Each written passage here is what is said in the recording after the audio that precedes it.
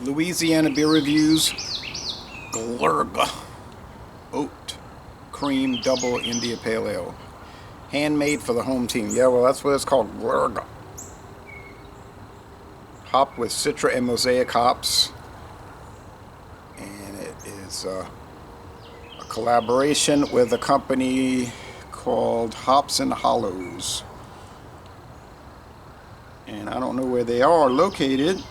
They didn't say anything about it on the website, so I can't say. I'll have to look that up. I just noticed this, Hops in the Hollows. Rally Cap Brewing is in Baton Rouge, Louisiana. This is 8.2% alcohol by volume. There's a adhesive paper label on a clear cylindrical can. There's no date on the can, guys, so I don't know how old this is.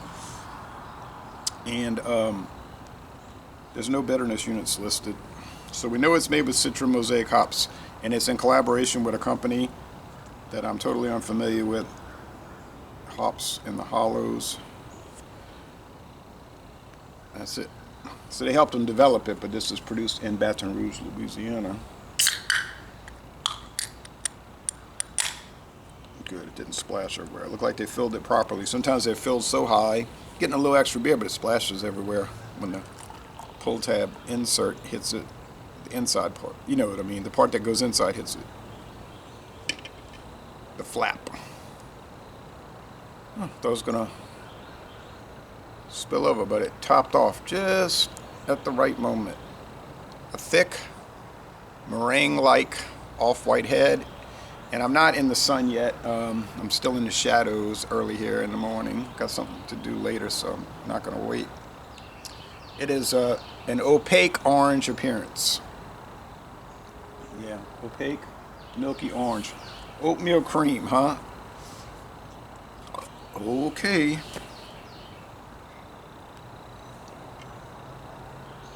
Oat cream. Not oatmeal, oat cream. Okay.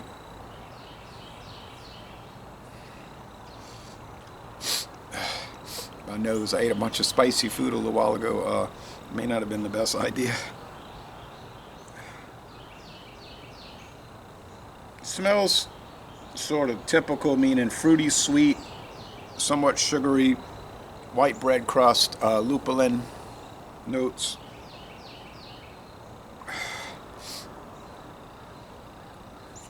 Yeah, that kind of thing. All right, taste time. Cheers.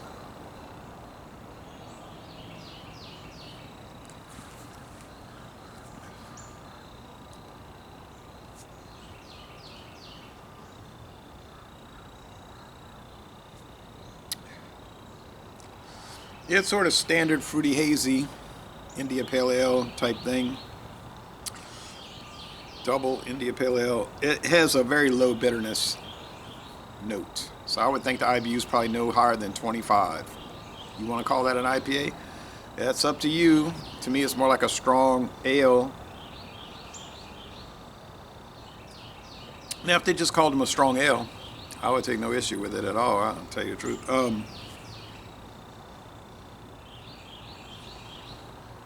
But then it wouldn't sell.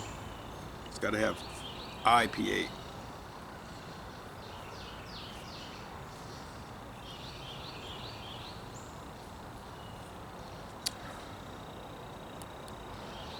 Sweetness units, 4 out of 5 sugar cubes. Finish is sweet. Bitterness, 2 out of 5 hop cones.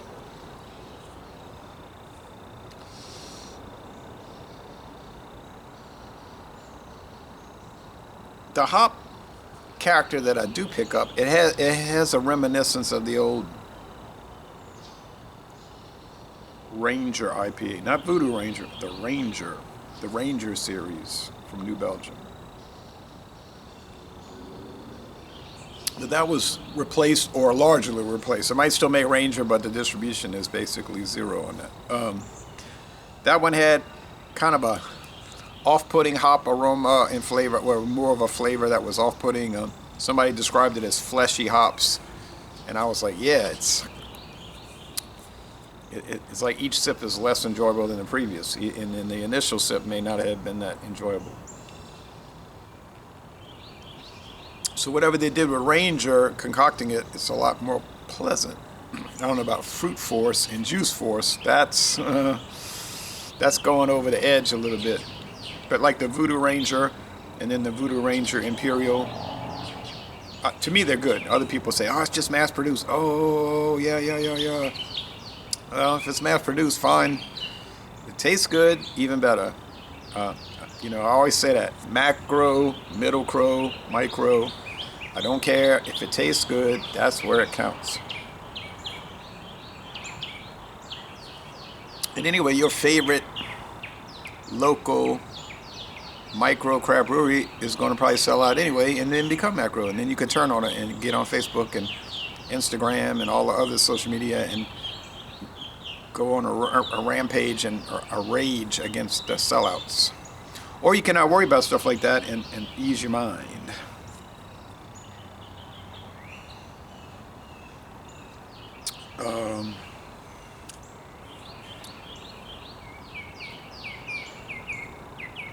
Some people say I have an issue with the style and I have an axe to grind and I'm out to get them. And I don't really have a problem with that. In theory, I don't find that the execution within the style is very consistent. It seems to be sort of up, down, sideways, diagonal, front, back, and it just seems to go everywhere, any kind of direction.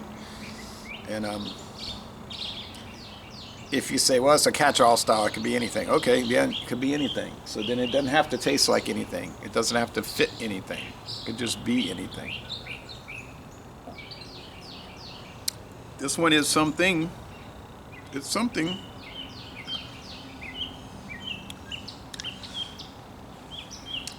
It does have more bitterness coming into play than I originally thought. So I was saying 25. I'm going to say it's probably more like 35. So 2.5 out of 5 hop cones. The overall flavor, though, to me is just like oatmeal and assorted malts. It's just like a multi-grain drink. A multi-grain drink. It's good in a sense. I think it's marginally good. You could make the argument for it.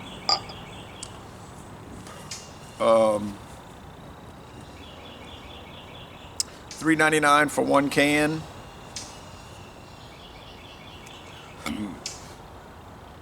$15.96 for a 4-pack. I would not want to be the person making that argument.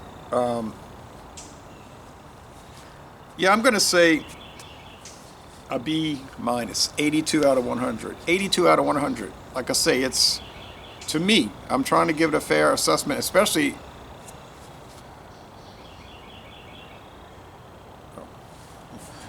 from being from Louisiana.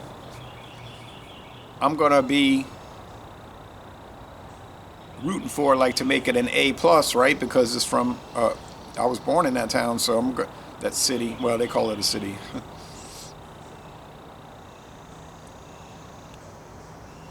But you could ride through parts of the city and there's cow pastures. So okay, but the inner city part, the central city has some tall buildings, but not too much. But back to the point.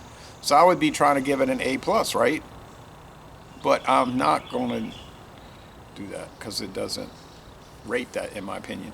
Have I gotten some good beers from this company? I mean, really good beers, even excellent. Yeah, I'd like to visit the brewery, and I plan to. But that's all I can do. I'm sorry. 82 out of 100. It's marginally good. If you find it, you might want to buy it and try it. And then maybe you can do a video and you give it a high rating, or maybe you'll agree with me. I don't know. This is the first video review for this product in the world. So yeah, I wish I was in direct sunlight, but I didn't want to walk through wet grass from the dew and that. So I'm just in the shadows, standing in the shadows. Thanks for watching this video production, and I'm going to end this review by saying laissez-les, bon temps relais, and y'all go to Baton Rouge, Louisiana, and take a brewery tour.